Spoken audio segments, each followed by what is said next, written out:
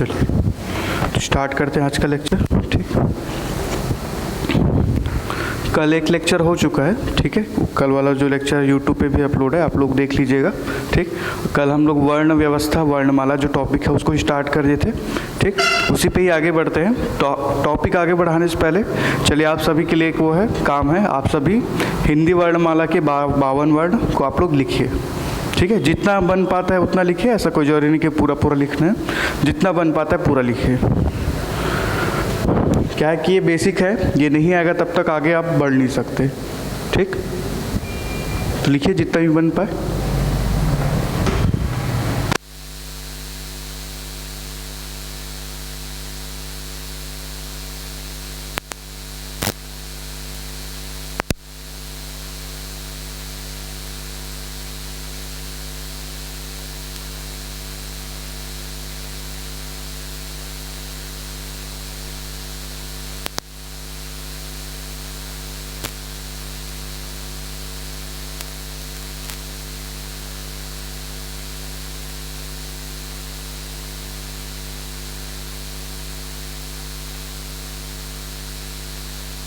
उसको पूरा उसके साथ लिखना ना, स्वर के साथ स्वर, अयोग वाह वर्ण व्यंजन ये सब करके लिखना। आप लोग कोशिश करना जितना हो पाए, बाकी तो फिर मैं बताऊंगा ही।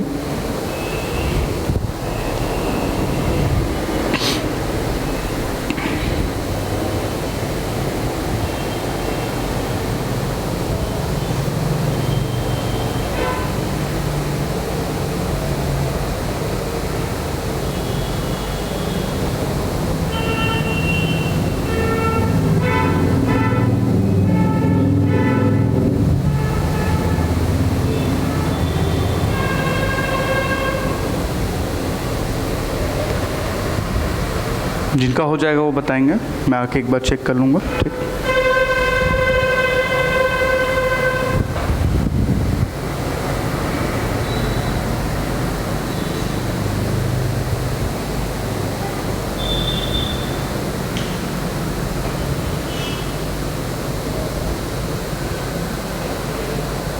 हो गया आपका? चेक करते हैं, कुछ छोटा होगा तो मैं बता दूंगा आपको। दिखाइए, छत्र ज्ञस्र होता है।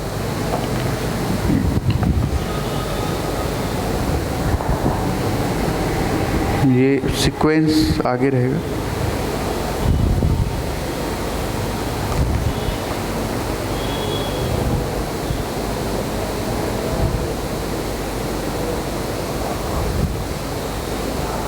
ये जो है ये बाण काणा हो गई।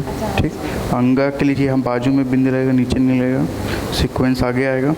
ठीक है, हाँ, इसमें ये होता है कि ये दो पहले आता है, फिर ये थर्ड में ये होता है। छत्र ज्ञस्र होगा और ड़ा और अढ़ा दो चीज़ जो है उपक्षिप्त व्यंजन का वो आपका बच गया है। आपका हुआ जी? दिखाइए, ज्ञत्र छत्र ज्ञस्र होता है।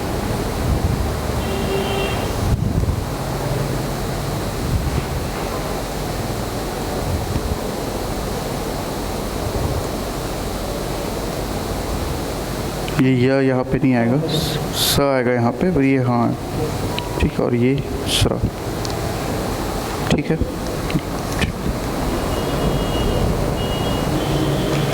लिखे आप? खाइए,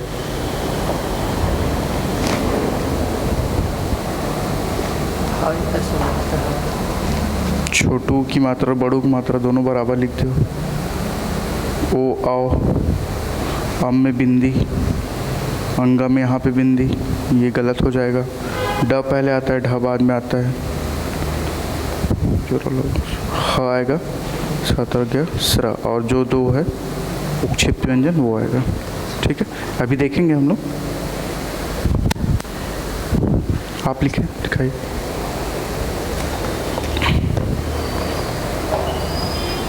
तो ख़त्म नहीं हो पाया ये पहले ये यहाँ पे आएगा। ठीक है, री ए ए ओ औ अम अंगा में यहाँ पे बिंदी रहेगा, च छ ज झ, यहाँ ट ठ ड ढ। अरे उल्टा कर दिया, ट ठ होगा यहाँ पे, ड फिर ढ यहाँ पे आएगा, बाण के अड़ा यहाँ पे आएगा, फिर ता था दा धा ना पा फा बा भा म। ठीक। फिर यहाँ पे आएगा आपका यर लव, ठीक। ये सीक्वेंस थोड़ा गलत हो गया, शक्कर का सा होगा, षटकोण का सा होगा, फिर सरोता का सा, फिर हलवाई का हा ऐसा होगा, ठीक। फिर छत्र गैसर और आपका लास्ट में उपक्षिप्त व्यंजन, ठीक है। चलिए साहब, हाँ जी फिर से लिखे। ये दोनों होता है लेकिन ये पहले आता है और ये बाद में आता है, ठीक है। चलिए सब, आप सभी का प्रयास अच्छा था, ठीक। देखते हैं हम लोग, कल हम लोग इसी टॉपिक पे ही पढ़े थे।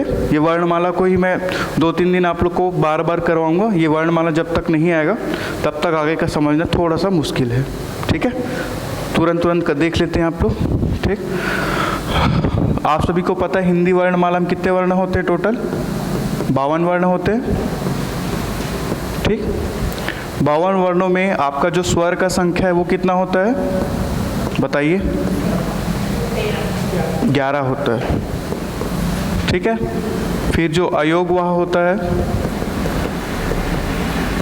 वो होता है 2, ठीक। फिर होते हैं आपके व्यंजन वर्ण जिनकी संख्या है 35, ठीक। और संयुक्त व्यंजन जो है लास्ट में वो होता है, उसकी संख्या कितनी है आपकी? 4, ठीक है। तो कुछ इस तरीके से आपका होता है, क्लियर। स्वर को देखते हैं। स्वर होता है आपका टोटल 11। ये होता है आ, छोटी की मात्रा, बड़ी की मात्रा, छोटू की मात्रा, बड़ू की मात्रा, फिर आ जाएगा आपका री, फिर होगा आपका ए ओ आओ अम आहा, तो उसमें आएगा, ठीक है। ऐसे करके ये 11 स्वर यहाँ पे होते हैं। अम आहा कहाँ पे होता है? अयोगवाह वर्ण में, ये कुछ यहाँ पे, ठीक। अयोगवाह होता है वो, ठीक। व्यंजन वर्ण जो है वो टोटल 35 होता है, ठीक। इसको भी हम क्लासिफाई करते हैं, जिसमें से आपका स्पर्शी व्यंजन का जो संख्या है वो होता है 25, ठीक। अंतःस्थ व्यंजन है उसका संख्या होता है 4। ऊष्म व्यंजन है उसका भी संख्या 4 होता है। और पहले ये शामिल नहीं था लेकिन अब इसको शामिल किया जाता है, वो है आपका उत्क्षिप्त व्यंजन और इसका संख्या होता है आपका 2, ठीक है। तो 25 और 10 मिला के कितना हो जाता है आपका? 35, क्लियर। तो 35 क्या होता है आपका? व्यंजन की संख्या, ठीक। इसको भी हम लोग देखेंगे आगे, ठीक। तो अब हम लोग देखते हैं व्यंजन। ये कल मैं पढ़ाया हूँ ना, तो इसलिए थोड़ा सा स्पीड इसको लेके जा रहा हूँ। इसके आगे का हम लोग पढ़ेंगे। स्पर्शी व्यंजन को ही आपका वर्गीय व्यंजन भी बोला जाता है,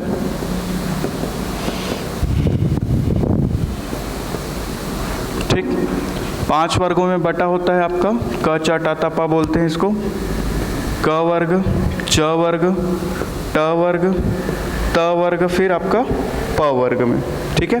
हर एक वर्ग में आपके 5-5 वर्ण होते हैं। इसमें होता है आपका क, ख, ग, घ और ये होता है आपका अंगा। अंगा में यहाँ साइड में बिंदी लगेगा, है ना। आप सभी को मैं कल भी यही बताया था, फिर से वही चीज़ बता रहा हूँ। ड, ठीक। ये तीनों चीज़ अलग अलग है। ये ड है, ये अंगा है और ये क्या है आपका? ड़ है। क्लियर है? इस चीज़ को आप समझेंगे, क्लियर। ये हो जाएगा। फिर आप लोग देखेंगे च, छ, ज, झ, या, ठीक है। फिर होगा आपका ट, ठ, ड, ढ, ड़। इसमें होगा आपका त, थ, द, ध, न, ठीक। और ये वाले वर्ग में होगा आपका प, फ, ब, भ, म। कुछ इस तरीके से आपका टोटल वर्गीय व्यंजन या स्पर्शी व्यंजन होते हैं, क्लियर है। उसके बाद देखते हैं अगला क्या था आपका? अंतःस्थ व्यंजन।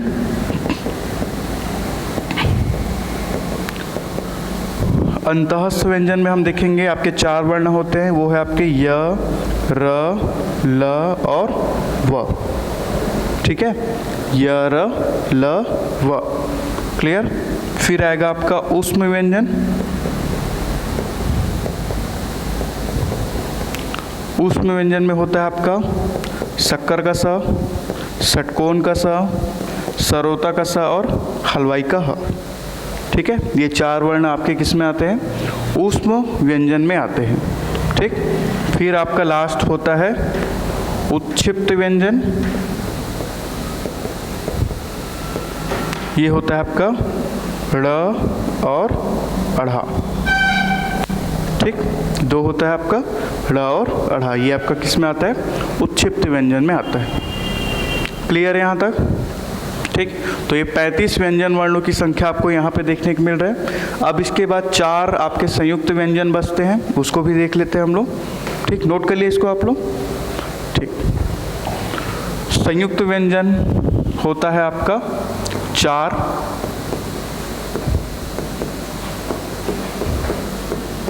ठीक, ये होता है आपका छ, त्र, ज्ञ और स्र। ठीक है, छ, त्र, ज्ञ और स्र। ठीक, ये आपका मिल के बनता है क और षटकोण के स से। ठीक, ये मिल के बनता है आपका त और र से। ज्ञ मिल के बनता है आपके ज और य से। और स्र जो है वो बनता है आपके स और र से। क्लियर है? ठीक है यहाँ तक? क्लियर? तो संयुक्त व्यंजन यहाँ पे यानी कि हम लोग जो वर्णमाला है पूरा का पूरा उसको हम लोग कवर कर लिए हैं। ठीक, कल इसका मैं पूरा आंसर भी लिखवाया था, कौन सा क्या होता है डेफिनेशन, वीडियो में उसको आप लोग देख लीजिएगा। ठीक है, चलिए, तो इतना हो गया ना आप लोग का।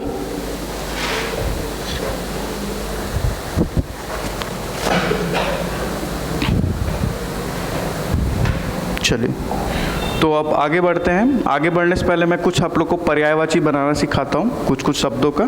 ठीक है, उसको सीख लेते हैं, फिर आगे बढ़ेंगे। ठीक, कल मैं शंकर जी, गणेश और पार्वती का मैं बताया था। ठीक है, आज मैं आप लोग को बताता हूँ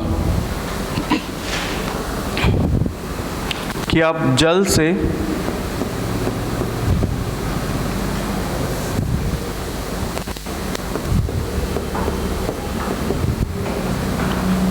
बादल, कमल और समुद्र का पर्यायवाची कैसे बनाएंगे। ठीक है, जल का अगर पर्यायवाची आपको पता है तो उससे आप बादल का पर्यायवाची आराम से बना सकते हैं, कमल का पर्यायवाची आप आराम से बना सकते हैं, और समुद्र का पर्यायवाची एकदम आराम से बना सकते हैं। ठीक है, चलिए, तो आप ही लोग बताइए कि जल का पर्यायवाची क्या क्या होता है। वारी, हाँ, पहला तो जो बेसिक वाला है वो होता है पानी। ठीक, फिर होता है आपका वारी, नीर होता है, अम्बु होता है, तोय होता है। ठीक है, और क्या होता है? पय भी होता है। ठीक है, ये सब जो है आपका जो कॉमन है उससे आप क्या बना सकते हैं, वो बना सकते हैं। ठीक, क्लियर? तो ये आप समझेंगे कि बादल जो है वो क्या करता है, आपको पानी देता है ना, हमको दान करता है। तो उसके कंटेक्स्ट में हम इसमें द प्रत्यय का प्रयोग करेंगे। ठीक है, द प्रत्यय हर एक में लगाएंगे, जिससे क्या हो जाएगा, आपका बादल का पर्यायवाची अपने आप बन जाएगा। ठीक, सेम वैसे ही कमल जो है वो किस में खुलता है, आपका पानी में ही खिलता है। और खिलना मतलब यानी कि जन्म लेना, और जन्म लेने के लिए जो हम लोग वो प्रत्यय यूज करते हैं वो होता है आपका ज प्रत्यय। ठीक है, इसमें हम प्रयोग करेंगे ज प्रत्यय का। ठीक, और समुद्र मतलब क्या होता है, जो जल का क्या है, भंडार है, या वो है मतलब कलेक्शन बहुत सारा रखा है उसके पास। ठीक, तो इसमें हम क्या यूज करेंगे, निधि प्रत्यय।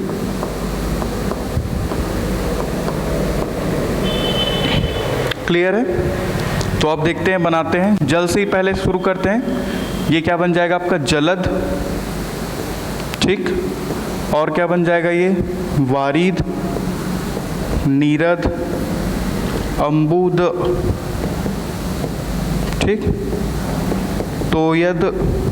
ठीक, और पयोद, पयोद बनता है ये। ठीक है, क्लियर? ये इस तरीके से बनेगा। उसके बाद कमल में देखेंगे तो ये क्या बन जाएगा आपका, जलज। ठीक, वारिज, ठीक, नीरज, अंबुज, तोयज, और ये हो जाएगा आपका पयोज। ठीक,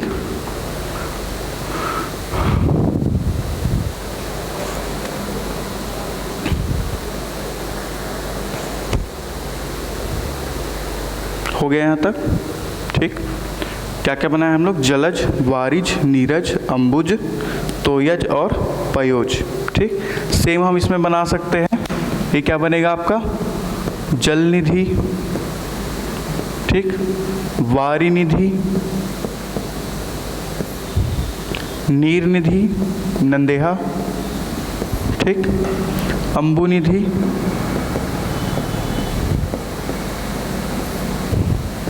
तोय निधि, वही क्या हो जाएगा आपका? पयोनिधि। ठीक है, कुछ इस तरीके से अगर आप इसको कनेक्ट करके बनाएंगे तो आपको याद करने का भी जरूरत नहीं, उतना रटने का जरूरत नहीं है, आप आसानी से ये पर्यायवाची बना सकते हैं। क्लियर है?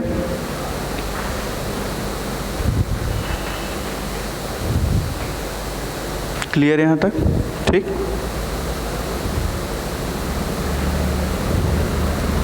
उसके बाद यहीं पे ही मैं आप लोग को बता रहा हूँ,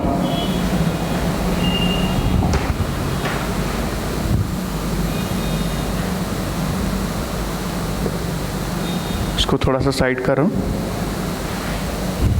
ठीक, अब जो है कमल के पर्यायवाची से आप लक्ष्मी का पर्यायवाची भी बना सकते हैं। ठीक है, उसमें क्या होगा? बस आ की मात्रा आपको ऐड करना होगा। ठीक, जैसे कमल है तो ये लक्ष्मी के कंटेक्स्ट में क्या बन जाएगा?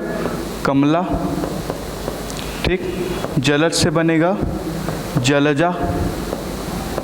ठीक, वारी से बनेगा वारिजा, नीरज से बनेगा निर्जा, अंबुज से बनेगा आपका अंबुजा सीमेंट। ठीक, और ये दोनों को रहने दीजिए, ये उतना प्रचलित नहीं है, हालांकि इसका आप लिखेंगे तो सही भी होगा, लेकिन इसको रहने दीजिए।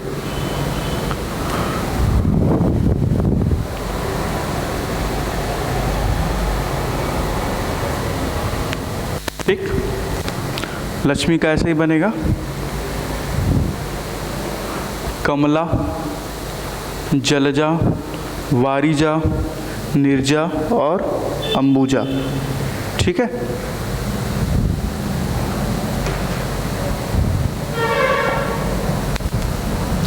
इसी में मैं एक और ऐड कर रहा हूँ, हालांकि उसका और स्वतंत्र रूप से जो पर्यायवाची होता है वो सब भी बताऊंगा, लेकिन जो चीज़ आप कनेक्ट करके बना सकते हो उसको थोड़ा सा मैं सिखा रहा हूँ।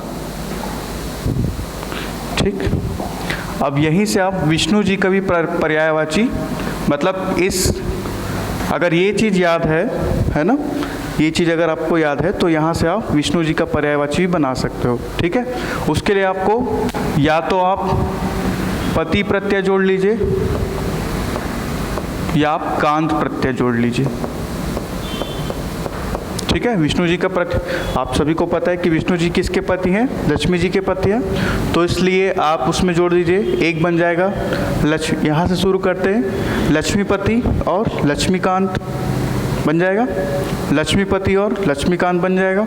वैसे ही सेम आपका बन जाएगा कमलापति और कमलाकांत होता है, कई लोग कमलकांत अपना नाम लिखते हैं, लेकिन कमलाकांत होना चाहिए ग्रामर के दृष्टिकोण से। ठीक है,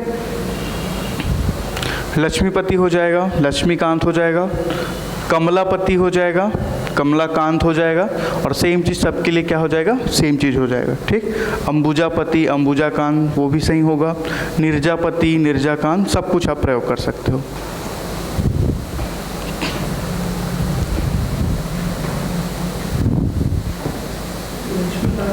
लक्ष्मीकांत भी होगा, पॉलिटिका जिसका बुक पढ़ते हैं हम लोग, वो एम लक्ष्मीकांत।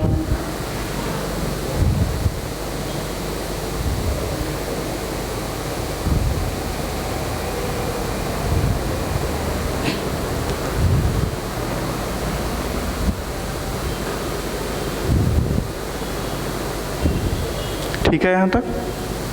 चलिए, तो ये आपका पर्यायवाची वाला जो मेरे को सिखाना था आज का, वो आज का हो गया। अब मैं आप लोग को क्लास के बाद आज एक पीडीएफ जो है, मतलब कल वाला जो पीडीएफ है, वो जो वीडियो है ना उसमें है, डिस्क्रिप्शन में है, लिंक है उसमें, आप उसको डाउनलोड कर लीजिएगा। आज वाला भी रेडी है, ठीक है, उसको मैं व्हाट्सएप के थ्रू आप लोग को शेयर कर दूंगा, है ना, ठीक। यानी कि उस पीडीएफ में मैं डेली का 5-5 जो इम्पोर्टेंट पर्यायवाची है, विलोम शब्द है, अनेक शब्दों के एक शब्द है, मुहावरे, लोकोक्ति, ये सबको मैं शेयर करते चल रहा हूँ। उसको 5-5 करते याद करते चलिए, आसानी होगा आप लोग को पढ़ने में, ठीक है। चलिए, तो अब हम लोग वापस आते हैं टॉपिक में, ठीक। स्वर देख रहे थे हम लोग, ठीक। वर्णमाला देख रहे थे, सॉरी। तो वर्णमाला में शुरू में हम लोग देखते हैं स्वर, ठीक है। अब इसको हम लोग क्लासिफाई करते हैं, इसका वर्गीकरण करते हैं, ठीक है। तो स्वर की संख्या कितनी होती है? 11 होती है। अ, आ, ई, बड़ी छोटी की मात्रा, बड़ी की मात्रा, फिर छोटू की मात्रा, फिर बड़ू की मात्रा, फिर री होगा, ए, ओ और औ होता है, ठीक। तो ऐसे करके आपको क्या होता है? 11 स्वर होते हैं, ठीक। लेकिन इसको क्लासिफाई किया गया है 3-4 आधार पे। आधार तो बहुत सारे हैं, लेकिन ये कुछ मुख्य आधार है, ठीक है। पहला आधार है आपका उच्चारण समय के आधार पर।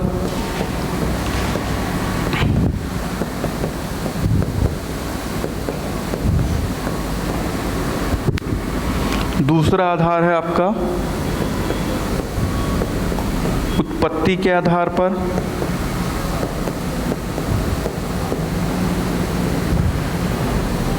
तीसरा जो आधार है वो है आपका ओष्ठ आकृति के आधार पर।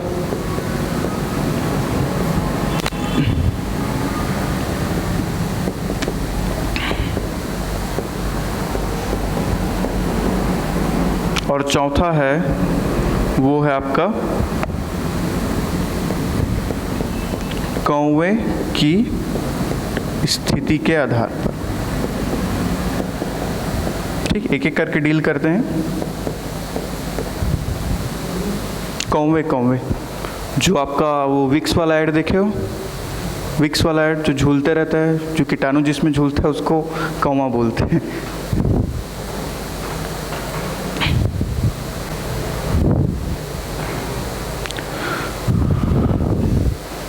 ठीक है, हो गया यहाँ तक?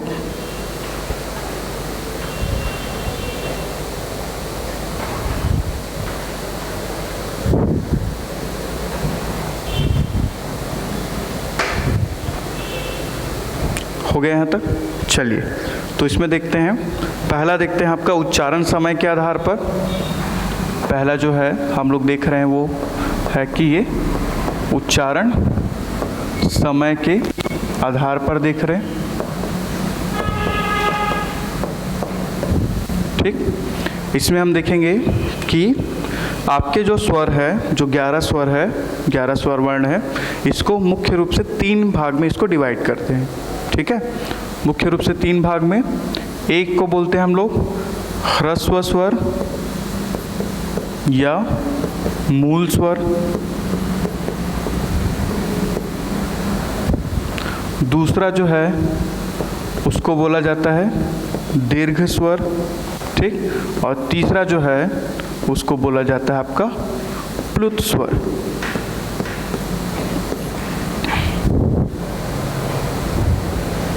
ठीक।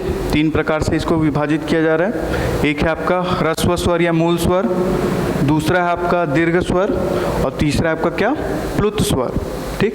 ये वाला क्वेश्चन आपके एग्जाम में भी आया हुआ कि प्लुत स्वर क्या हो करके, आपके मेंस के एग्जाम में भी आया। आगे मैं आप लोग को लिखाते चलूँगा सबका डेफिनेशन।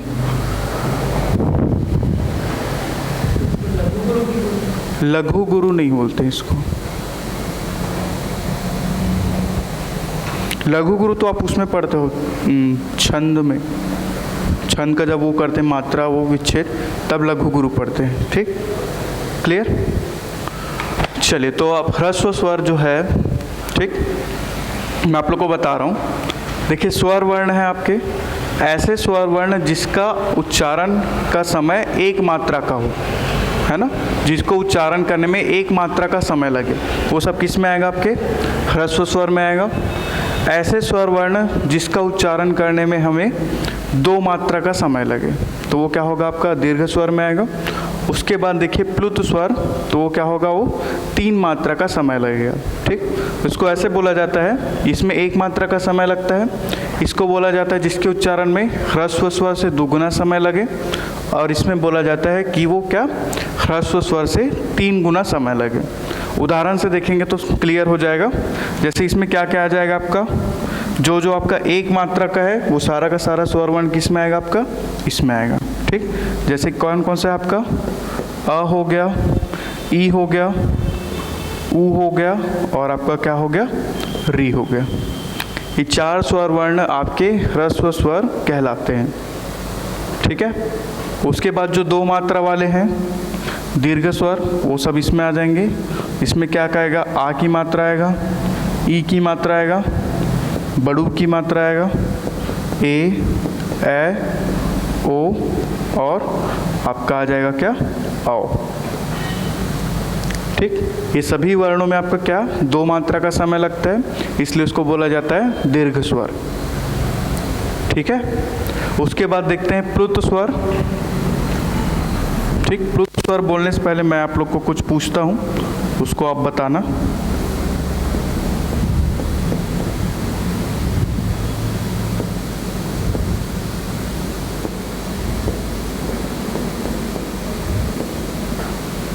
ठीक, जो हम ओम का उच्चारण करते हैं, आजकल सब शिशुवाय नमस्तुभ्यम चल रहा है, आप सबको पता है। ठीक, तो ओम का जो उच्चारण करते हैं, तो उसमें से सही वाला कौन सा है, फर्स्ट वाला, आप सभी बोल रहे फर्स्ट वाला, सेकंड वाला, और थर्ड में कोई,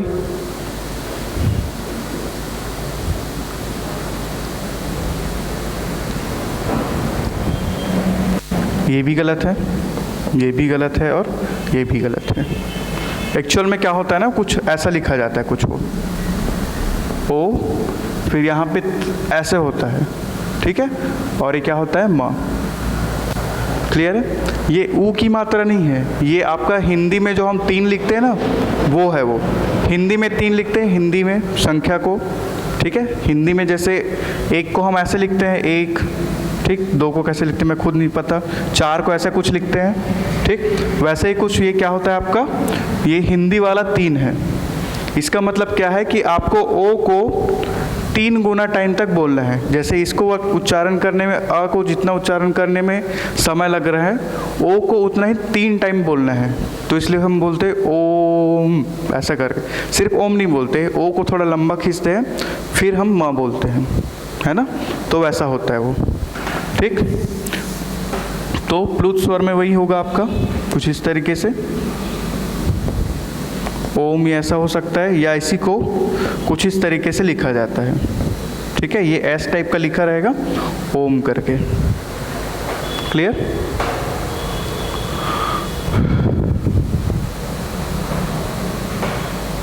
तो इस तरीके का होगा आपका। चलिए तो लिखते चलिए। पहला लिखेंगे, मतलब ऐसा बना लीजिए आप लोग, उच्चारण समय के आधार पर स्वर का वर्गीकरण। पहला रहेगा आपका ह्रस्व स्वर, इसमें लिखना आप लोग, एक एक लाइन का है डेफिनेशन। वे स्वर वर्ण, वे स्वर वर्ण जिनके उच्चारण में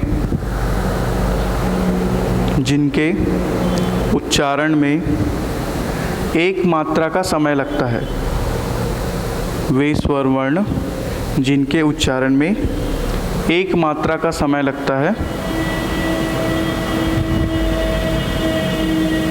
उसे ह्रस्व स्वर कहा जाता है। ह्रस्व स्वर कहा जाता है।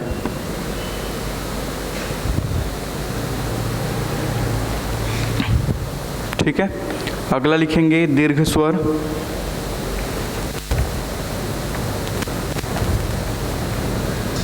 लिखना इसमें, वे स्वर वर्ण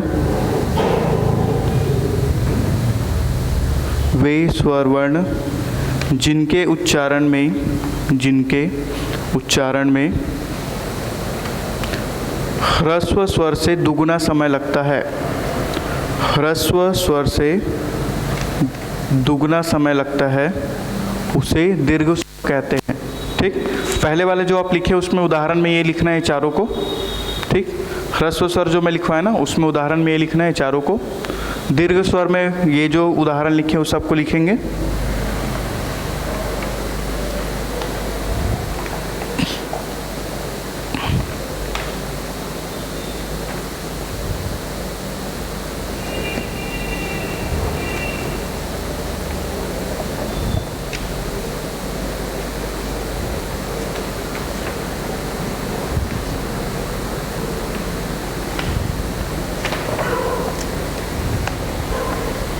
ठीक है, अगला लिखेंगे प्लुत स्वर में।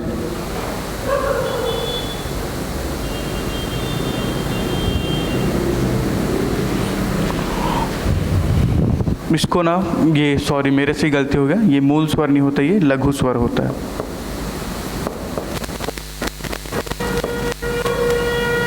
ठीक है, ये लघु स्वर हो गया।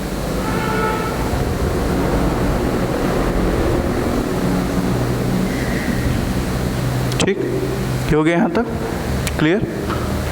प्लुत स्वर हो गया। क्या लिखवाया मैं प्लुत स्वर में? जिनके उच्चारण लिखवाया उसमें कुछ कि नहीं लिखवाया हूँ, लिखना है इसमें जिनके उच्चारण में मूल ह्रस्व स्वर से 3 गुना समय लगता है उसे प्लुत स्वर कहते हैं।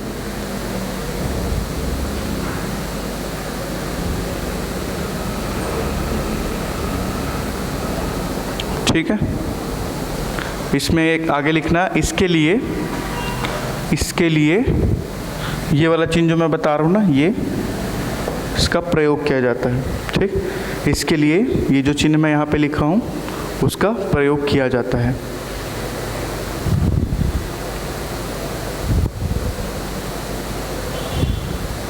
हो गया यहाँ तक?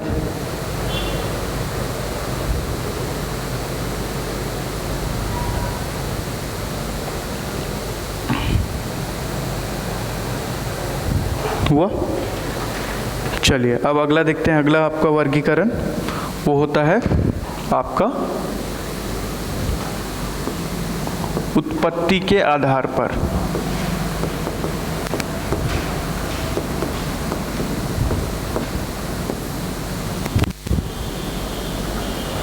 उत्पत्ति के आधार पे भी हम इसको 3 भाग में बांटते हैं। पहला को बोलते हैं हम लोग मूल स्वर। ठीक, दूसरा को बोलते हैं दीर्घ स्वर। ठीक, और तीसरा जो है इसमें उसको बोला जाता है संयुक्त स्वर।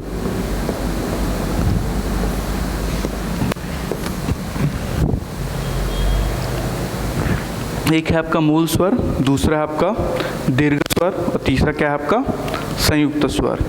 ठीक है, नाम से स्पष्ट है। मूल स्वर यानी कि ऐसे वर्ण जिसका उत्पत्ति स्वतंत्र रूप से हुआ है, यानी कि ऐसा वर्ण जो आपके किसी दूसरे के प्रभाव में आए बिना आपके उत्पन्न हुए। ठीक, जैसे मैं आप लोग को उदाहरण से बताता हूँ। जैसे हो गया क्या आपका अ, ई, उ और क्या आपका री।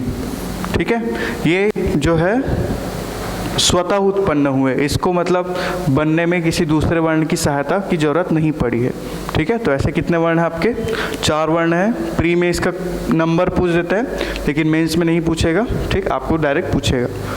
क्लियर है? दीर्घ स्वर क्या होगा? जो अपने ही समान के वर्णों के मेल से बनता है। ठीक, इसमें क्या क्या आता है आपका? आ की मात्रा आएगा, बड़ी की मात्रा आएगा और बड़ू की मात्रा आएगा।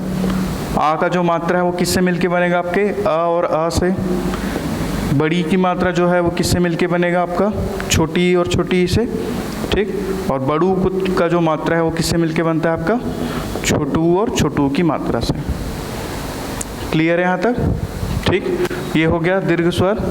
और जो बच रहा है वो आपका किस में आ जाएगा? आपके संयुक्त स्वर में। जैसे क्या बच रहा है आपका? ए, ओ और औ। ठीक, संयुक्त स्वर यानी कि जो 2 अलग अलग आपके स्वर से स्वर वर्णों के मेल से बनता है उसको हम लोग क्या बोलते हैं? संयुक्त स्वर बोलते हैं। ठीक, तो चलिए इसमें मूल स्वर में लिखेंगे हम लोग।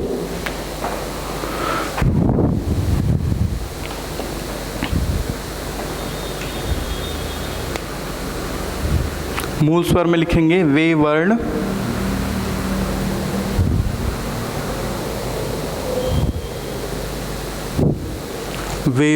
जिनकी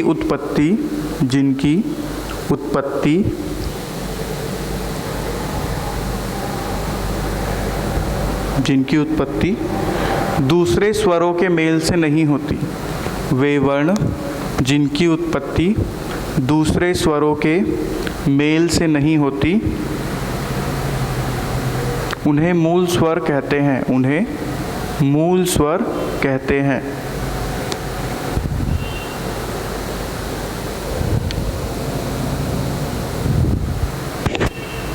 इनकी संख्या 4 है, चारों को आप लिख लेंगे। इनकी संख्या 4 है।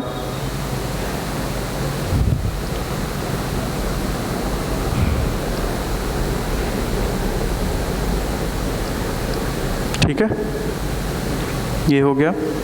उसके बाद अगला लिखना दीर्घ स्वर।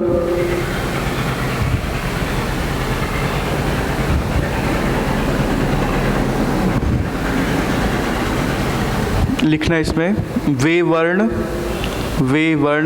जिसकी उत्पत्ति एक समान वर्णों के मेल से होता है।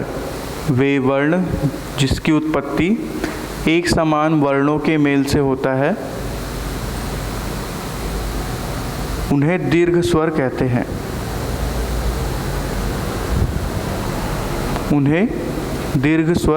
हैं। ये उदाहरण लिख लीजिएगा। जो एक समान स्वर वर्ण, ये देखिए अ और आ से मिलके बन रही है, तो एक समान हो गया।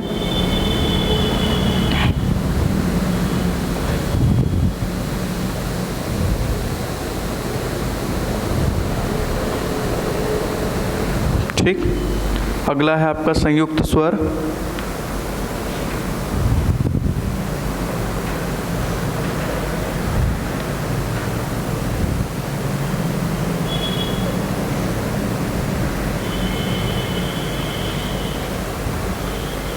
ठीक, संयुक्त स्वर में लिखेंगे वे वर्ण जिनकी उत्पत्ति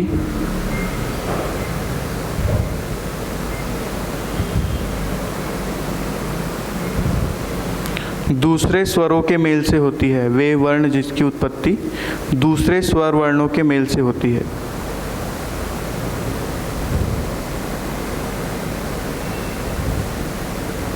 उसे संयुक्त स्वर कहते हैं।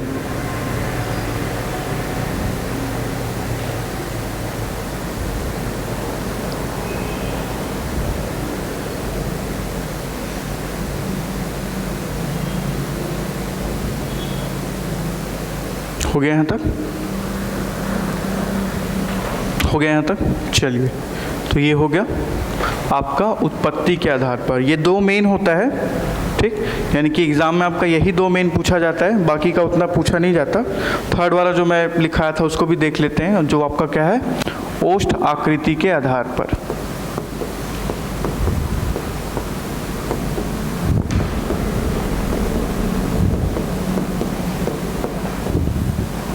ठीक, आपका अगला क्लासिफिकेशन है, वो क्या है आपका, ओष्ठ आकृति के आधार पर।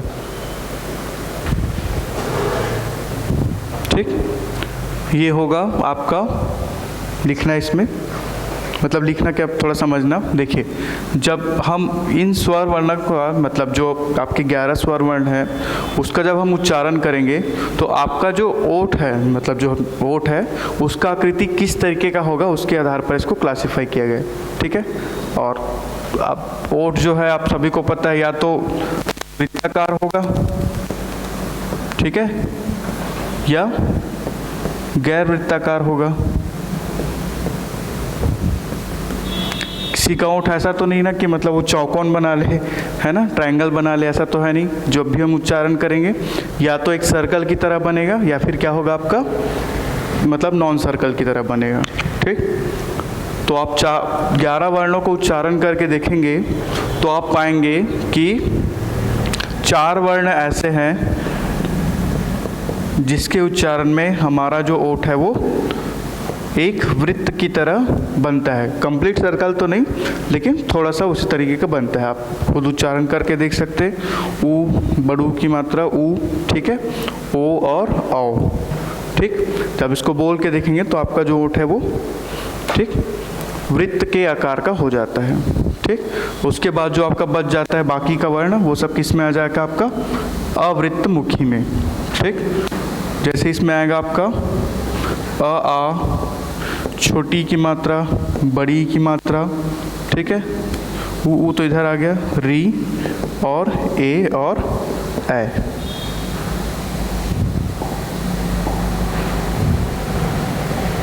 क्लियर है? तो ये कुछ इस तरीके से आपका होगा, ठीक है। इसका मैं लिखवा नहीं रहा हूँ, बस इसको आप उदाहरण के तौर पे समझ लीजिए। क्लियर? चलिए, उसके बाद अगला जो क्लासिफाई किया था वो क्या था आपका, कौवे के स्थिति के आधार पर,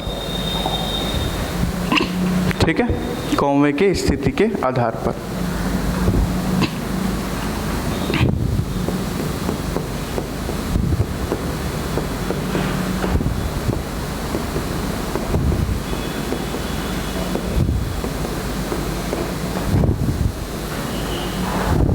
ठीक, इसको समझिएगा, ठीक।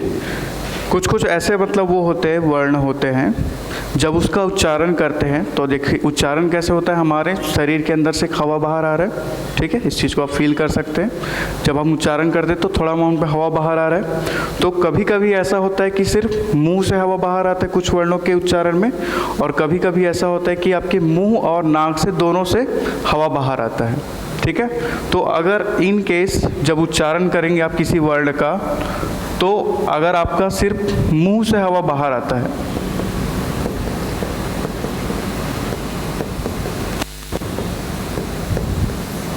तो उसको हम लोग बोलते हैं अनुनासिक वर्ण,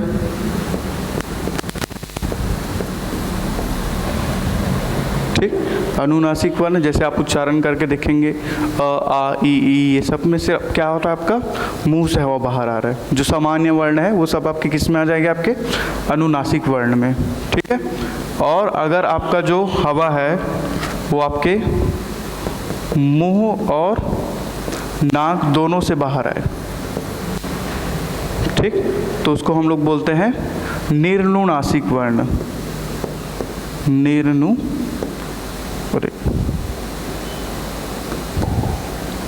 नासिक वर्ण।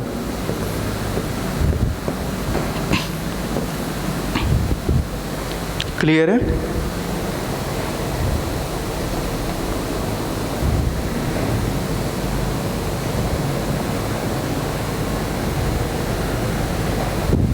इसमें आप सामान्य वर्ण से कोई सा भी उदाहरण दे सकते हैं। आप उदाहरण के तौर पे अ हो गया, आ हो गया, ई हो गया, ये सब आप इसमें क्या देख सकते हैं, उदाहरण दे सकते हैं। लेकिन जब आप ध्यान देंगे, जब चंद्रमुखी लगता है ना, चंद्रमुखी, तो ऐसा चंद्र बिंदु जी, जैसे ये हो गया आपका चांद हो गया, ठीक है। जैसे अगर किसी वर्ण के ऊपर ये चंद्र बिंदी लगता है तो उस केस में क्या होता है, आपका क्या हो जाता है, आपका मुंह और नाक दोनों से आपका हवा बाहर आता है। क्लियर है? हम क्या करते हैं, हम चांद चांद बोलते हैं, चांद, ठीक है।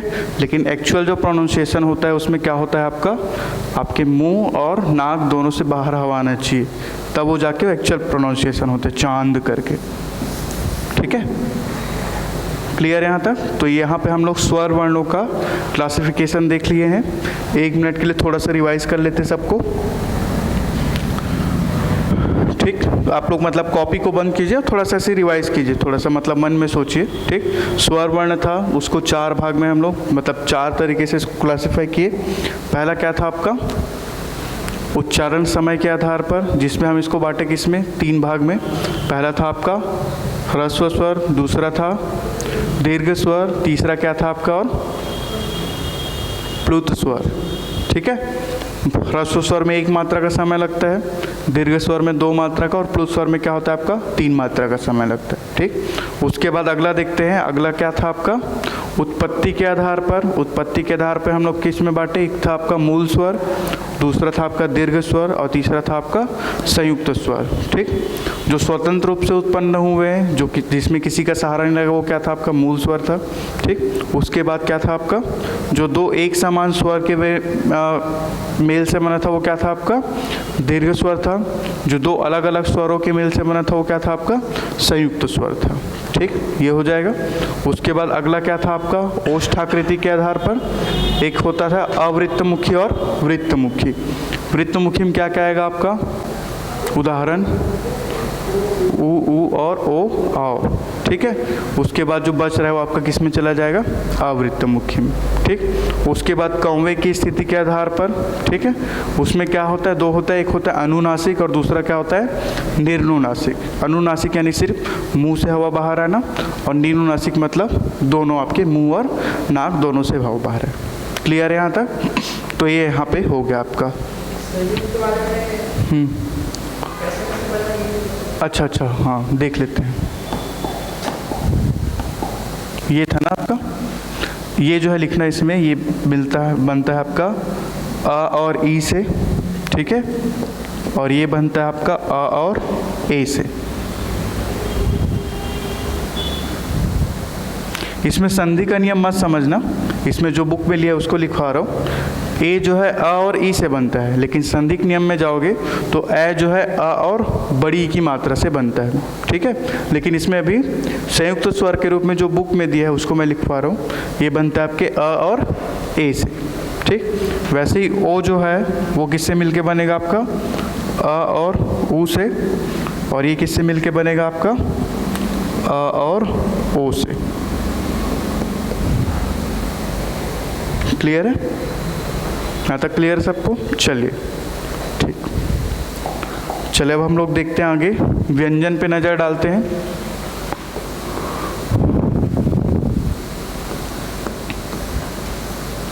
ठीक,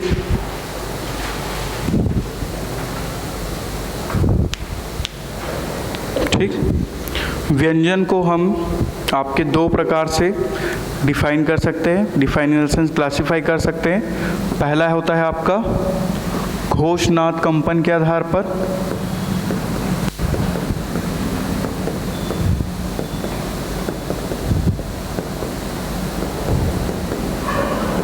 ठीक, और दूसरा होगा आपका क्या, प्राणवायु के आधार पर।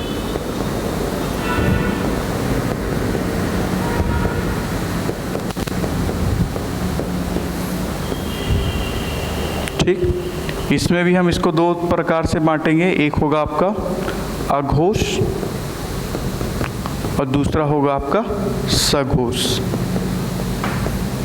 वैसे ही सेम आपका प्राणवायु में होगा, एक होगा आपका अल्प प्राण और दूसरा होगा आपका महाप्राण। ठीक है, इसको आप लोग नोट कीजिए, फिर मैं आगे नोट भी करवाऊंगा आप लोग को।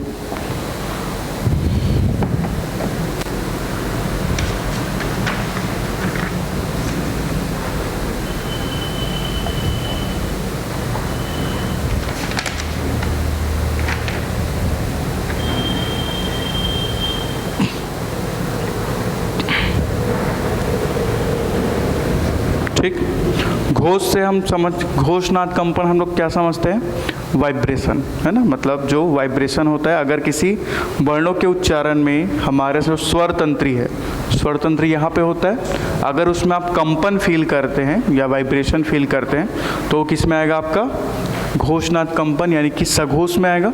और अगर किसी व्यंजन वर्ण के उच्चारण में अगर कंपन नहीं होता है तो वो किस में आता है, आपके अघोष में आता है। ठीक है, तो इसमें ना एक बार आप लोग जो इस व्यंजन वर्ण है उसके सारे के सारा वर्ण एक बार साइड में लिख लो, जो 35 वर्ण है ना उसको साइड में एक बार लिखो, देख के लिख लो भले, ताकि जब मैं बताऊं तो वो क्लियर हो। व्यंजन वर्ण 35 के 35 आप लोग देख के लिख लीजिए फिलहाल के लिए।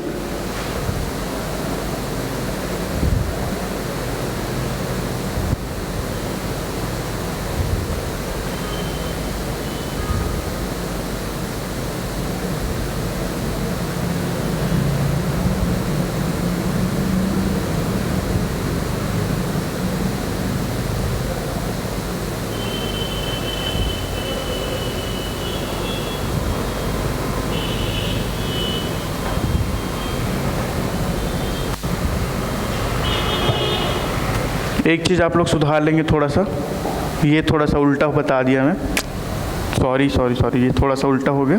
अच्छा, और समय रहते ही सुधार लिए। ये निर्नुनासिक होता है ये, ठीक है, और ये होता है आपका अनुनासिक।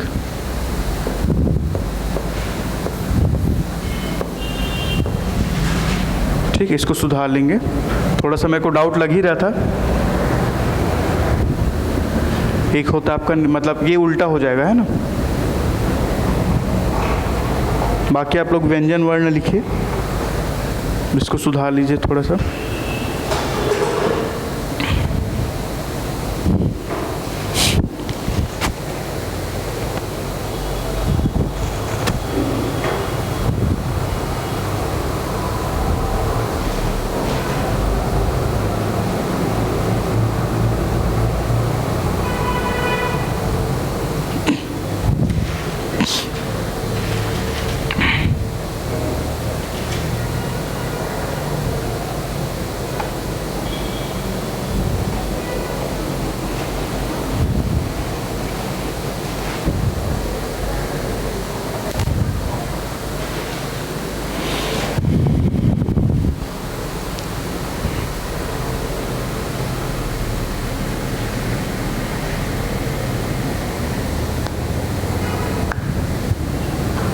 हो गया यहाँ तक?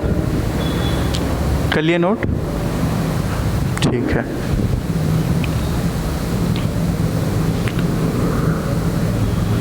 चलिए, तो इसमें लिखेंगे पहला जो हम देख रहे हैं किस पे, आपका घोषनार्थ कंपन के आधार पे देख रहे हैं, ठीक। इसमें हम लिखेंगे पहला सघोष व्यंजन। सघोष व्यंजन, देखिए लिखवाने का पर्पस ये है कि ये सब जो है 2-2 मार्क्स में आपका पूछा जा सकता है। लास्ट ईयर थोड़ा सा और डीप जाके एकदम बेसिक चीज़ को पूछा जा रहा है, ठीक है। तो ये सबको आप लोग 2-2 नंबर मार्क्स के अकॉर्डिंग आप लोग प्रिपेयर करते रहना, ठीक है। पहला लिखेंगे सघोष व्यंजन। लिखना इसमें एक लाइन का डेफिनेशन है, वे वर्ण जिनके उच्चारण में स्वर तंत्रियों में कंपन होता है। स्वर तंत्री यानी कि आपका वोकल कॉर्ड्स, इंग्लिश में वोकल कॉर्ड्स बोलते हैं। वे वर्ण जिनके उच्चारण में स्वर तंत्रियों में कंपन होता है, वो क्या कहलाता है आपका? सघोष व्यंजन। सघोष व्यंजन,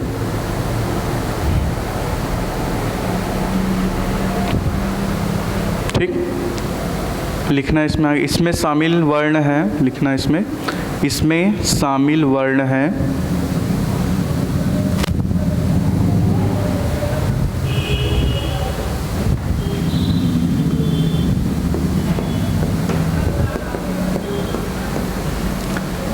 इसमें लिखना, इसमें शामिल वर्ण है स्पर्शी व्यंजन वर्ग के, स्पर्शी व्यंजन के तीसरा, चौथा और पांचवा, सॉरी ऐसा लिखना, स्पर्शी व्यंजन के प्रत्येक वर्ग के तीसरा, चौथा और पांचवा वर्ण, ठीक है। स्पर्शी व्यंजन के प्रत्येक वर्ग के तीसरा, चौथा और पांचवा वर्ण। जैसे एक होता है क वर्ग, तो क वर्ग में तीसरा, चौथा, पांचवा क्या होगा बताइए? ग घ अंग, ठीक है। इसको जब आप बोल के भी देखेंगे ना, तो आप देखेंगे कि ग घ अंग में जब उच्चारण करेंगे तो यहाँ पे आपको थोड़ा सा एक वाइब्रेशन फील होगा, लेकिन क ख में उतना नहीं होता, ठीक है। तो इसमें क्या क्या शामिल होगा आपका? स्पर्शी व्यंजन का प्रत्येक वर्ग का तीसरा, चौथा, पांचवा वर्ण, ठीक। और क्या शामिल होगा आपका? अंतःस्थ व्यंजन का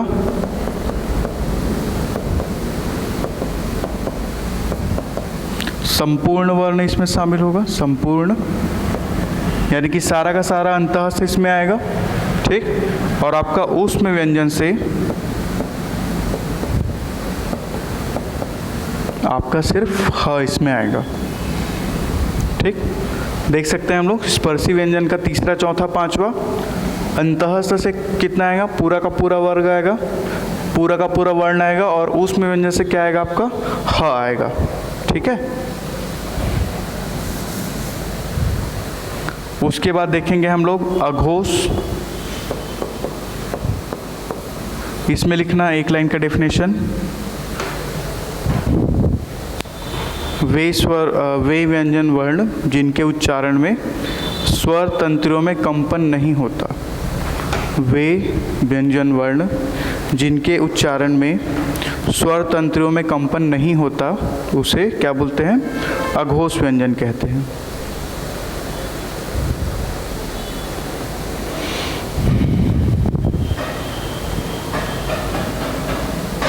ठीक, अब अघोष को आप कैसे याद रखेंगे? देखिए, अगर आपको सघोष याद है तो जो बच जाएगा वो क्या होगा? आपका अघोष होगा।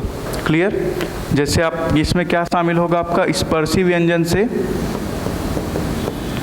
पहला और दूसरा वर्ग का वर्ण,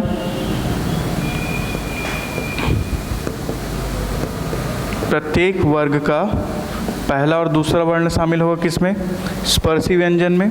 ठीक, अंतःस्थ व्यंजन का संपूर्ण वर्ण तो इसमें शामिल है आपका, तो इसमें वो नहीं आएगा। तो इसमें क्या क्या आएगा आपका? ऊष्म व्यंजन से शक्कर का स, षटकोण का स और सरोता का स, ये तीन व्यंजन वर्ण आपके किस में आएंगे? अघोष में आएंगे। ठीक है,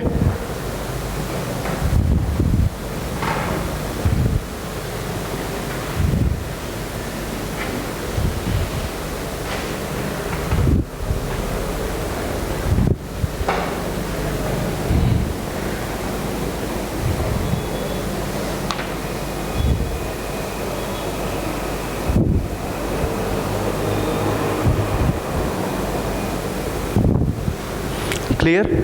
अब देखिए इसको याद कैसे करना है। ठीक, जैसे आप 5 उंगली 5 ये बनाते हैं, है ना, 5, इसको 1 2 3 4 5 देते हैं। ठीक है, तो शुरू का जो है वो क्या आएगा आपका? अघोष में आएगा, अघोष में, और बाद का जो 3 है वो किस में आएगा? आपका सघोष में आएगा। ठीक, इस चीज़ को आपको ध्यान देना है। क्लियर? तो ये देखिए आपका प्रत्येक वर्ग का पहला और दूसरा वर्ण किस में आ रहा है? अघोष में, और बाद का किस में आ रहा है? आपके सघोष में आ रहा है। क्लियर? ठीक, आपका नाम एक एक वर्ण इसमें इम्पॉर्टेंट है। क्लियर? आपको ये पूछा जा सकता है कि सघोष व्यंजन वर्ण के नाम लिखिए करके, तो आपको पूरा लिख के दिखाना होगा। यहाँ पे तो हम लिख दे रहे हैं कि प्रत्येक वर्ग का तीसरा चौथा पांचवा वर्ण, लेकिन जब अगर एग्जाम में पूछेगा तो पूरा वहाँ पे लिख के बताना होगा कि क वर्ग से क्या क्या शामिल होगा? ग घ अंगा ये शामिल होगा। आपका च वर्ग से क्या शामिल होगा? च छ ज झ ये सब आएगा। क्लियर है? च छ नहीं आएगा, च छ तो इसमें आ जाएगा, ज झ या इसमें आ जाएगा। ऐसे करके आपको पूरा वर्ण लिख के दिखाना होगा, अगर क्वेश्चन पूछा जाएगा तो। ठीक है यहाँ तक? चलिए, तो ये हो गया सघोष और अघोष। अगला लिखेंगे हम लोग आपके प्राणवायु के आधार पे।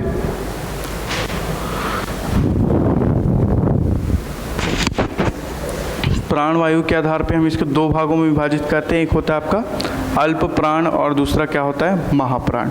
ठीक, अल्प प्राण में लिखना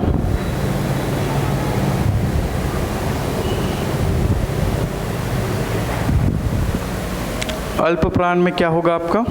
लिखना वे वर्ण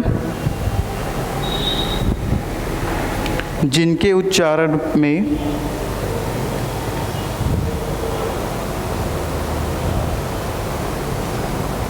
वे वर्ण जिनके उच्चारण में श्वास वायु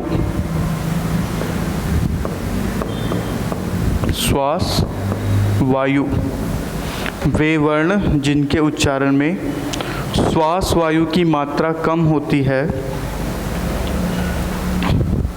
वे वर्ण जिनके उच्चारण में श्वास वायु की मात्रा कम होती है उसे क्या बोलते हैं? अल्प प्राण कहते हैं।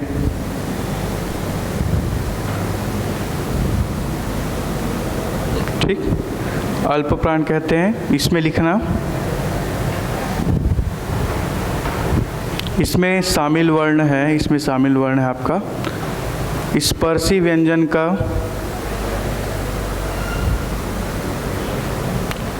इसमें शामिल है स्पर्शी व्यंजन के प्रत्येक वर्ग के पहला, तीसरा और पांचवा वर्ण। ठीक, पहला, तीसरा और कौन सा? पांचवा वर्ण। और संपूर्ण अंतःस्थ व्यंजन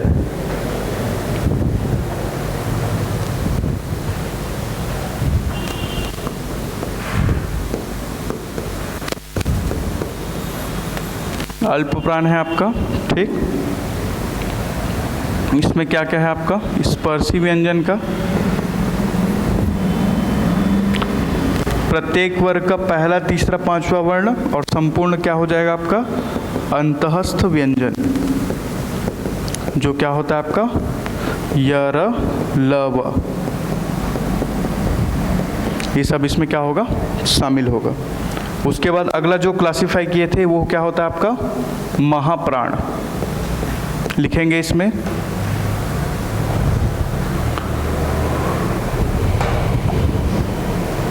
लिखना, जिन वर्णों के उच्चारण में, जिन वर्णों के उच्चारण में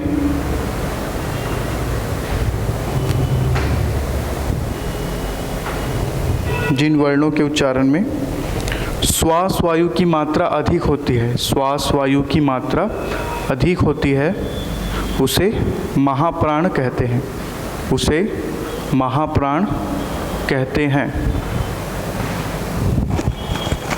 ठीक। अब इसमें क्या क्या शामिल हो जाएगा आपका, दूसरा और चौथा, स्पर्शी व्यंजन का दूसरा और चौथा वर्ण,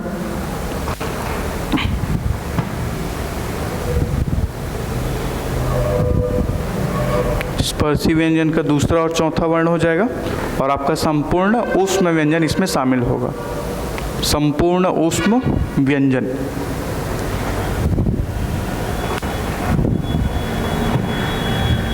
ठीक है। तो इतना जो है आपका क्लासिफिकेशन होता है आपका, ठीक।